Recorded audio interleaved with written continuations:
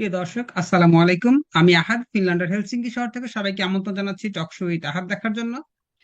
প্রিয় দর্শক, 5ই আগস্ট সাবেক সদ্য প্রধানমন্ত্রী শেখ হাসিনার পদত্যাগের পর থেকে আজকে অন্তর্বর্তীকালীন সরকার গঠনের আগ মুহূর্ত পর্যন্ত দেশের ভিতরে যে অরাজকতা, ভাঙচুর, অগ্নিসংযোগ হয়েছে এবং দেশের বর্তমান সার্বিক পরিস্থিতি নিয়ে কথা বলার জন্য আজকে আমাদের অনুষ্ঠানে আমন্ত্রণ জানিয়েছি জনাব নাইম হোসেন, সাবেক কুমিল্লা পলিটেকনিক কলেজের ছাত্র এবং বর্তমানে তিনি ফিনল্যান্ডের সোভানিয়া ইউনিভার্সিটি অফ অ্যাপ্লাইড সায়েন্সে অধ্যয়নরত আছেন ইন্টারন্যাশনাল ছাত্র হিসাবে। এবং তারা দেশকে নিয়ে কি ভাবছেন সেই বিষয়ে আজকে তার থেকে আহ, জানবো। তো জনাব নাইম হোসেন, আপনার কাছে জানতে চাচ্ছি আহ, যে আসলে আহ, সাবেক সাবেক সদ্য প্রধানমন্ত্রী শেখ হাসিনা তো দেশ থেকে চলে গিয়েছেন, পালিয়ে গেছেন এক প্রকার। তো তার অনুসারী যারা আছে দেশের ভিতরে, প্রায় তার তো অনেক অনুসারী আছে। প্রতিটা ওয়ার্ড, প্রতিটা ইউনিয়ন, প্রতিটা থানা এবং প্রতিটা জেলার তার তো দলের আওয়ামী লীগের কমিটি ছিল। প্রতিটা নেতাকর্মী আছে, সবাই প্রায় পলাতক। অগ্নিসংযোগ, তাদের বাড়িঘর ভাঙচুর। আসলে এই দিকটাকে আপনি কিভাবে দেখছেন? একজন লিডার লিডার একজন নেত্রী, একটা দলের সভানেত্রী, তার কি আসলে এই কাজটা করাকে আপনি কতটুকু যুক্তিসঙ্গত মনে করেন? আহ ওকে, প্রথমে ধন্যবাদ জানাই আপনাকে এই বিষয়ে আমাকে কথা বলার সুযোগ করে দেওয়ার জন্য। তো আমি প্রথমত বলতে চাই, এই যে কাজটা করেছেন, উনি কিন্তু সবসময় বলতেন যে শেখ হাসিনা পালায় না।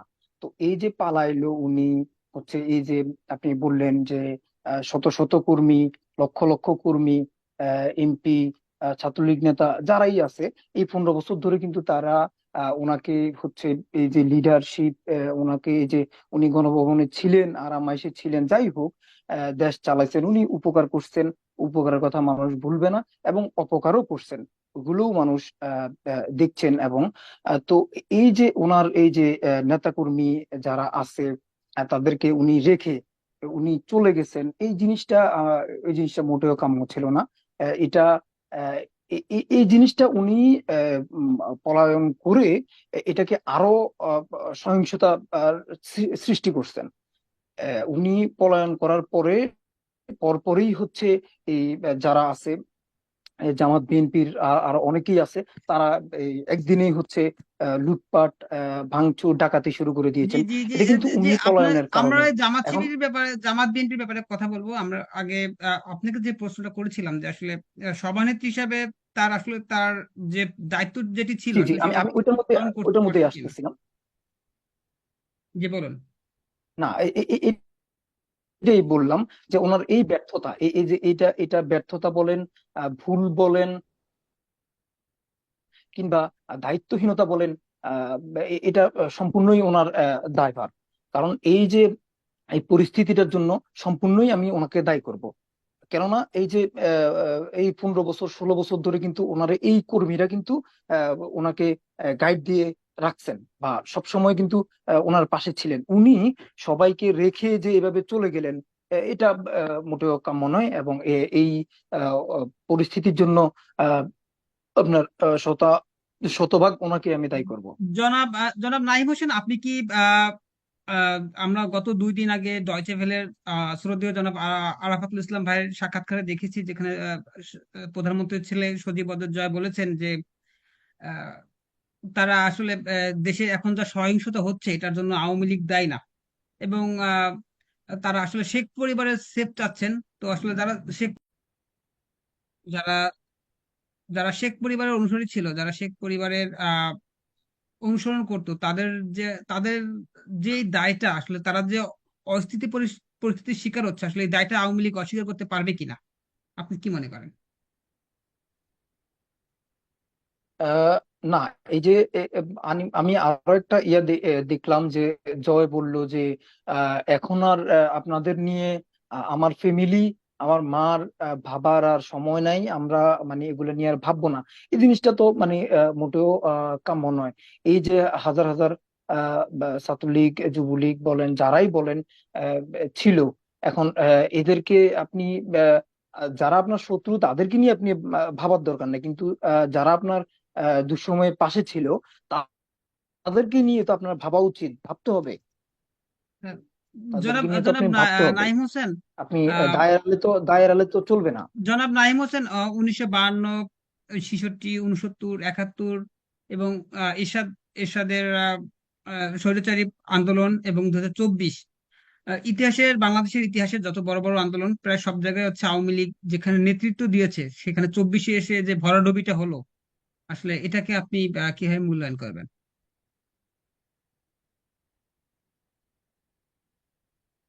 এখানে আহ, ব্যর্থ আমি মনে করি সরকারের অবশ্যই ব্যর্থতা আছে, সরকারের ব্যর্থতা অবশ্যই। আর এখানে পুলিশ বাহিনীর আহ, একটা বিশাল রকম ব্যর্থতা আছে এখানে। আমি একটা বিষয় এখানে উল্লেখ করতে চাই। আহ, পুলিশ, আপনি এই যতগুলো আন্দোলনের কথা বলছেন, 52 এবং 71, মানে স্বৈরাচারী এরশাদ, সকল সময় এই যে পুলিশের কাজটা আমি আপনাকে একটু বলি, যে পুলিশের কাজটা হওয়ার দরকার ছিল হচ্ছে সে রাষ্ট্রের গোলামি করবে। পুলিশ যেই আসুক সে করে কি, সরকারের গোলামি করে। আপনার 71-এর সময় পাকিস্তানির হয়ে বাঙালিকে আহ, গুলি করছে। 52-এর ভাষা আন্দোলনে পাকিস্তানির হয়ে বাঙালিকে গুলি করছে পুলিশ। এরপরে এরশাদের সময় কি জানি বলে, আওয়ামী লীগ বিএনপি দুইজনের উপরে হামলা করছে। বিএনপির সময় আওয়ামী লীগের উপর করছে, আওয়ামী লীগের সময় বিএনপির উপর করছে। এই যে একটা এই পুলিশের যে এই সিস্টেমটা হয়েছে, এই সিস্টেমটাকে আমি এখানে বড় দায়ী করব। ঠিক আছে? জি, তো এই ছাত্রদের সিস্টেমটা যে থেকে আমাদের দাবি আছে তার ভিতরে বেরিয়ে আসতে অন্যতম হবে। একটি দাবি যে পাবলিক সার্ভিস যেসব কমিশন গুলো আছে, যেমন পুলিশকে একটি স্বতন্ত্র কমিশন করে গঠন করা হবে, এটা অন্যতম একটা গুরুত্বপূর্ণ দায়িত্ব এবং গুরুত্বপূর্ণ একটি আহ, তাদের ইস্তেহার, এটা ছাত্রদের পক্ষ থেকে অলরেডি বলা হয়েছে। যাই হোক, জনাব নাইমুল ইসলাম, আপনার কাছে আমি জানতে চাই যে আপনি আহ, যেসব কথাগুলো আপনি বললেন যে আমি যদি আপনাকে কোট করে বলি যে 71, 52, 66, 69 বা এরশাদ পতনের আন্দোলনের সব জায়গায় হচ্ছে গিয়ে যে দলে অংশগ্রহণ করেছে, আওয়ামী লীগ বা বিএনপি যে 88-তে অংশগ্রহণ করেছে, সব জায়গায় হচ্ছে জনগণের যে সম্পৃক্ততা ছিল বা দলীয় নেতাকর্মীর সম্পৃক্ততা ছিল।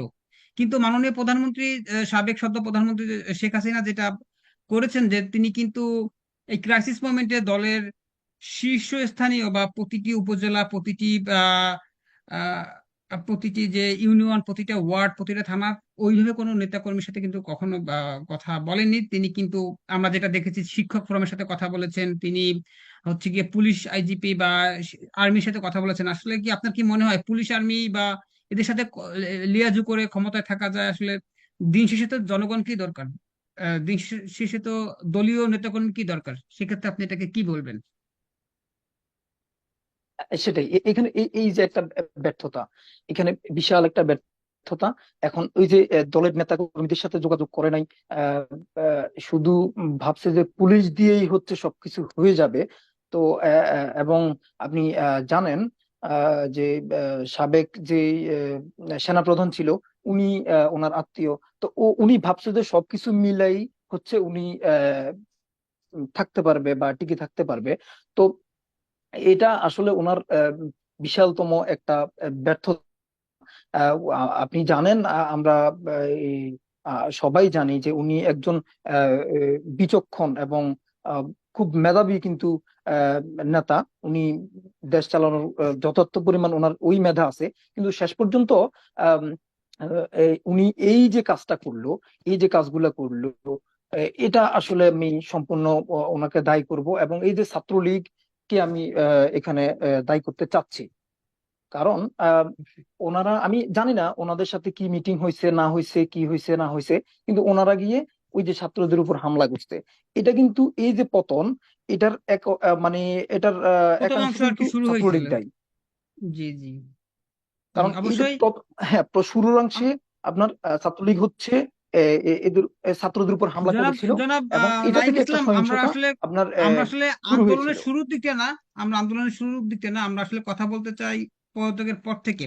তো আমি আপনার কাছে যেটা জানবো সেটি হচ্ছে আহ বর্তমান যে আহ সদ্য সাবেক সদ্য যে প্রধানমন্ত্রী যে পদত্যাগ করলেন, তারপর থেকে বিএনপি বলেন বা জামাত শিবির বলেন, অন্য যারা আছে, তারা যে আহ ভাঙচুর বা অগ্নিসংযোগ করে একভাবে ছাত্রদের উপর দায় চাপাতে চাচ্ছে, তো এটাকে আপনি কিভাবে দেখতেছেন? না, এটাকে আমি মোটেও সুস্থ স্বাভাবিকভাবে দেখছি না। কারণ আপনার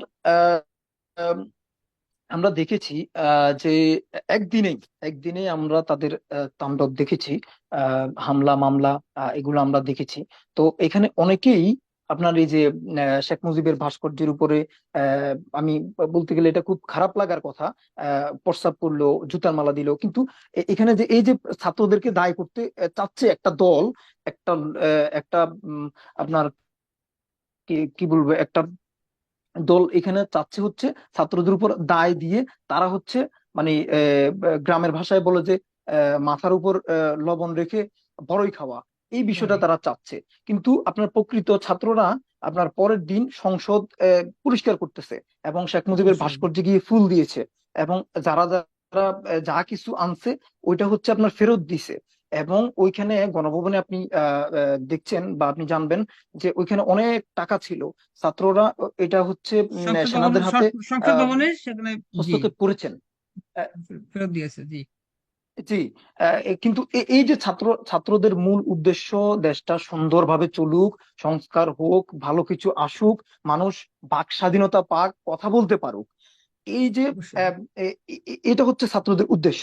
ছাত্রদের উদ্দেশ্যটাকে আপনার কি বলে, উদ্দেশ্যটাকে ভাঙচুর নস্যাৎ করার করার জন্য, জন্য। এই উদ্দেশ্যটাকে সফল না হওয়ার জন্য, নষ্ট করার জন্য আপনার এক দল আছে, এক দল লেগে উঠে পড়ে লেগেছে। এটা আসলে আমার মোটেও এটা ভালো কিছু হ্যাঁ, নয়। এটা আমরা ছাত্রদের, জনাব এখানে ছাত্রদের জনাব কোনো দায় নাই। জনাব জনাব নাইম হোসেন, আমি যদি আপনার কথা মেনশন করতে চাই, যে গতকালকে আমরা যেটা দেখেছি যে আমাদের রাজপথে আমাদের যে যারা এই 24-এর কোটা আন্দোলনের বীর শহীদ মুগ্ধ, আবু সাইদ, 4 বছরের শিশু থেকে শুরু করে যারা শহীদ হয়েছে, তাদের রক্ত কিন্তু এখনো রাজপথ থেকে শুকায়নি।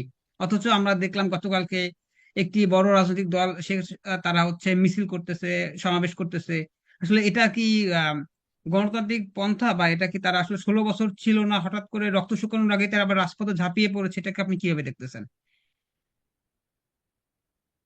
এ- এ- এ- এটাই বললাম যে বিএনপি জামাত এরা যে দেশের কি উপকার করবে সেটা ইতিমধ্যে মানুষ জেনে গেছে।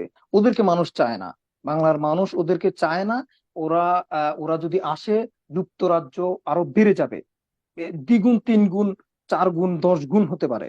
এই যুক্তরাজ্য আওয়ামী লীগ যা করেছে তার থেকে 10 গুণ বাড়তে পারে। কারণ তারা একদিনে যা করেছে তা বাংলার মানুষ দেখছে। তো আমি আমি প্রথমে আপনাকে বললাম যে ছাত্রদের উদ্দেশ্য কিন্তু এটা না যে একজন আহ, আপনার একজন থেকে মুক্ত নিলাম আমরা, আরেকজন এসে উড়ে এসে জুড়ে বসে যাবে, এটার জি, জন্য জি, জি, ছাত্র সেটা আন্দোলন করে আমরা নাই। সেটা এবং আমরা আমি আমাদের। আশাবাদী, এবং এবং আমি আশাবাদী যে এটা ছাত্ররা করতে দিবে না। তো অবশ্যই। এখন হচ্ছে এই যে সংকট চলতেছে, এখন দেশে কোনো সরকার নেই, এবং আপনি জানেন থানাগুলো, অনেক থানা জ্বালিয়ে দিয়েছে, এবং পুলিশ নেই, সশস্ত্র বাহিনী নেই। সেই সুযোগে তারা এই সদ্ব্যবহারটা করতে চাচ্ছে। তো আশা করি, আমি আশা করব এবং দেশের মানুষ আশা করবে যে এই সহিংসতা আমরা চাই না, এই সহিংসতা করতে দেওয়া যাবে না। Right, right. জনাব নাইম হোসেন, আমি যদি আপনাকে জিজ্ঞেস করি যে বর্তমানে যে পরিস্থিতি চলতেছে সেখানে আজকে হচ্ছে ইন্টারিম গভর্নমেন্ট ওনারা হচ্ছে শপথ নিবে, এবং সেখানে 17 সদস্য বিশিষ্ট একটি অলরেডি তালিকা প্রকাশ পেয়েছে।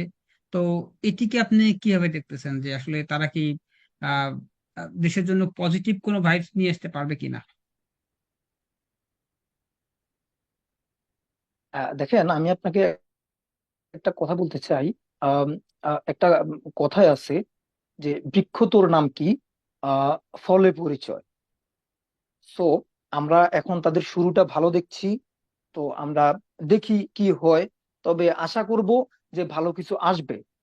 আহ, আপনি দেখছেন আহ, আহ, এখানে অনেক অনেক এখন অনেক ছাত্রছাত্রীরা কি করতেছে, আপনার দায়িত্ব হাতে নিছে।